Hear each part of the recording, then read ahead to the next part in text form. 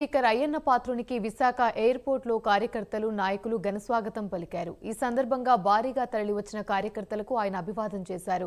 తనకు మంత్రిగా ఎంపీగా తెలుగుదేశం పార్టీ అవకాశం ఇచ్చిందని చెప్పుకొచ్చారు.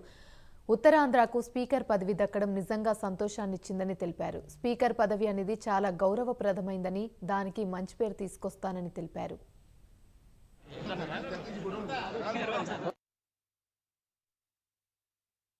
అతి చిన్న వయసులో ఎన్టీ రామారావు గారి ఆశీర్వాదంతో రాజకీయాల్లోకి వచ్చా. 25 సంవత్సరాల వయసులో ఈ 42 సంవత్సరాల్లో తెలుగుదేశం పార్టీ ఎన్టీ రామారావు గారు కానీ చంద్రబాబు నాయుడు గారిని నాకు అనేక అవకాశాలు ఇచ్చారు. మంత్రి చేశా, ఎంపీ చేశా, అన్నీ చేశాను.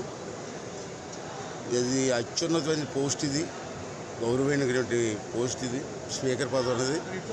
అది కూడా నాకు ఇచ్చి గౌరవించినందుకు నాకైతే చాలా సంతోషంగా ఉంది.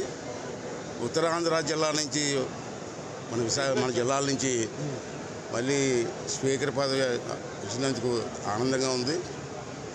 ఒక మంచి నమ్మకంతో నాకు చంద్రబాబు గారికి అవకాశం ఇచ్చారు.